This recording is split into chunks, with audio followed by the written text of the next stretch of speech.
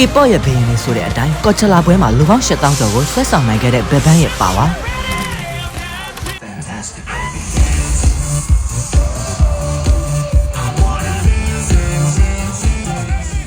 K-pop ရဲ့ဘယင်းလေးဆိုတာငါတို့ပဲဆိုတာကိုမြဝထင်ထင်ကိုပြသသွားတာပါအခု2026ကော်ချလာမှာဘက်ဘန်းရဲ့ performance ကတကယ်ကို legendary ဖြစ်ခဲ့တာပါ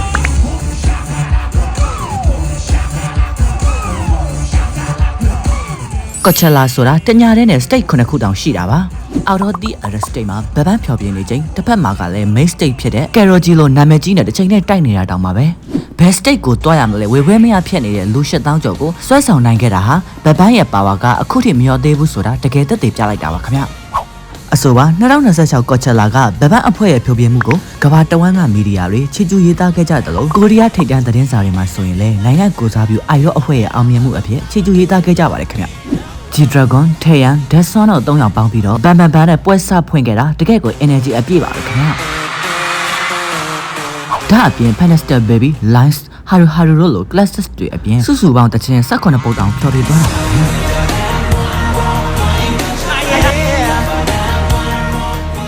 ဘယ်ဘန်အဖွဲ့အနေနဲ့အဖွဲ့လိုက်အဲဘန်ထုတ်ဝေခြင်းမရှိတာ10နှစ်ရှိပြီဖြစ်တယ်လို့အဖွဲ့လိုက်လှုပ်ရှားမှုမရှိတာလဲ10နှစ်ကြာခဲ့ပြီဖြစ်ပေမဲ့ကော်ချလာမှာကဘာကျော်တွေကိုလူပြောအများဆုံးဖြစ်ခဲ့တယ်လို့လူမှုကွန်ရက်တွေမှာဆိုရင်လည်းတခြားကဘာကျော်အမှုပညာရှင်တွေထက်သူတို့ရဲ့ဖျော်ပြမှုဟာ Trump ပိုဖြစ်ခဲ့ပါတယ်ခင်ဗျအနောက်တိုင်းမီဒီယာတွေကတော့ဘယ်ဘန်ဟာ K-pop မှာဘယ်တော့မှအစားထိုးလို့မရနိုင်တဲ့အဖွဲ့ဖြစ်ပြီးတော့ K-pop ဆိုတာနှစ်ပေါင်း20ကြာတဲ့အတိုင်းတက်တည်ပြနိုင်စေပဲလို့ချီးကျူးခဲ့ကြပါတယ်ခင်ဗျBlackpink က Lisa နဲ့ Rose တို့တောင်မှပဲပွဲထဲမှာလာကြည့်နေတာကိုတေးလိုက်ရပါသေးတယ်ခင်ဗျာတကယ်ကို Kings of K-pop ဆိုတဲ့ဂုံပုံးနဲ့ထိုက်တဲ့ပွဲတစ်ပွဲပါပဲခင်ဗျာတစ်ခက်တစ်ခါက legend ဆိုတာတဲ့အမြဲတမ်း legend ဖြစ်နေတဲ့ဘက်ဘန်းရဲ့ aura ကတော့တကယ်ကို expensive ပါပဲ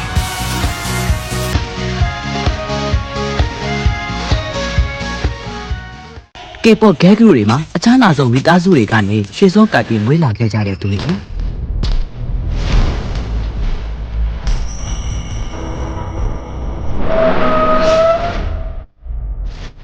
အခုမျိုး Born to be Red စင်းထဲမှာထိတ်ဆုံးကပါဝင်နေတဲ့သူကတော့ Audi Project အဖွဲ့ဝင် Andy Mon ပါပဲကိုပိုင် private jet နဲ့တောင်ခီးတွေထွင်နိုင်တဲ့အထိ standard ရှိပြီးတော့ Andy ဟာစမ်းဆောင်တီထောင်သူရဲ့မြစ်ဖြစ်တယ်လို့ရှင်းစဲကန်ကရုဥက္ကဋ္ဌရဲ့မြေအရင်လည်းဖြစ်ပါတယ်ခင်ဗျဒါကြောင့်သူမဟာ K-pop လောကရဲ့တကယ်ကိုချေဖော်တရေကြီးမျိုးတွေကနေဆင့်သက်လာတဲ့အဆက်မြင့်ဆုံးရွှေစုံကိုက်မင်းသမီးလေးပါခင်ဗျနောက်ထပ်တစ်ယောက်ကတော့ Aespa အဖွဲ့ဝင် G7 ပါသူမရဲ့အတော်ရင်ဖြစ်သူဟာဆိုရင် ABC News ကစိုးပြူရောအကြီးအကဲဖြစ်တယ်လို့ကိုရီးယားအစိုးရရဲ့အကြံပေးအဖွဲ့ဝင်လည်းဖြစ်ပါတယ်ခင်ဗျာဒီလိုဩဇာရှိတဲ့မိသားစုနောက်ခံကြောင့်ဂျီဇက်ရဲ့အတိုင်းဝိုင်းကတကယ်ကိုထိတ်တန့်လာဖြစ်နေတာပါသူမဟာအပြင်ပန်းကြည့်ရင်အေးစိနေတတ်ပေမဲ့သူမရဲ့ fashion စကားပြောပုံနဲ့သုံးလုံးတဲ့ပစ္စည်းတွေကတကယ် red scan next door ဘိုင်မျိုးကိုရစေပါတယ်ခင်ဗျာ Idol အဖွဲ့ဝင် Mini ကတော့ထိုင်းနိုင်ငံရဲ့ချမ်းသာဆုံးအတိုင်းဝိုင်းတွေကဖြစ်ပြီးတော့သူမရဲ့မိသားစုဟာ Yons လို့ခေါ်တဲ့ထိုင်းနိုင်ငံရဲ့ရှေ့အကြဆုံးနဲ့အချမ်းသာဆုံးမိသားစုထဲမှာပါဝင်ပါတယ်ခင်ဗျ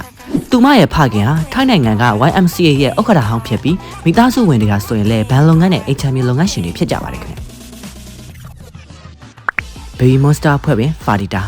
သူမကတော့ကြိုက်တဲ့က Mini လိုပဲထိုင်းနိုင်ငံရဲ့အထက်တန်းလွှာ high school အတိုင်းဝိုင်းကနေဆင့်သက်လာသူလို့လူသိများပါတယ်ခင်ဗျFarida ရဲ့မိသားစုဟာထိုင်းနိုင်ငံမှာအလွန်ချမ်းသာကြွယ်ဝပြီးဩဇာရှိတဲ့မိသားစုတစ်ခုဖြစ်ပါတယ်ခင်ဗျ။သူမရဲ့အတော်ဖြစ်သူဟာလည်းထိုင်းနိုင်ငံမှာနာမည်ကြီးတဲ့နှုပညာရှင်တဦးလို့သိထားရပါတယ်ခင်ဗျာ။နောက်ဆုံးတစ်ယောက်ကတော့ I အဖွဲ့ဝင်ဂျောင်းဝမ်ယောင်။ဝမ်ယောင်ဟာဆိုရင်လေသူမရဲ့ fashion နဲ့နေထိုင်ပုံတွေကြောင့်မွေးကလေးကချမ်းသာတဲ့အတန်းဝိုင်းကလို့ပြည်သက်တွေကသတ်မှတ်ထားကြတာပါ။သူမရဲ့မိသားစုဟာနိုင်ငံရေးနဲ့စီးပွားရေးလောကမှာဩဇာရှိတဲ့အတန်းဝိုင်းကဖြစ်တယ်လို့သတင်းတွေထွက်ပေါ်လေရှိပါတယ်။အထူးသဖြင့်သူမရဲ့အဖိုးနဲ့ဦးလေးဖြစ်သူတို့ဟာနိုင်ငံရေးလောကကလူသိများတဲ့သူတွေဖြစ်တယ်လို့သိထားရပါတယ်ခင်ဗျာ။ဟုတ်ကဲ့ပါခင်ဗျာဒါတွေကတော့ K-pop gag group တွေမှာငကိုကလေးကအချမ်းသာဆုံးမိသားစုတွေကနေရွှေစုံကိုက်ပြီးမွေးဖွားလာခဲ့ကြတဲ့သူတွေပဲဖြစ်ပါတယ်ခင်ဗျာ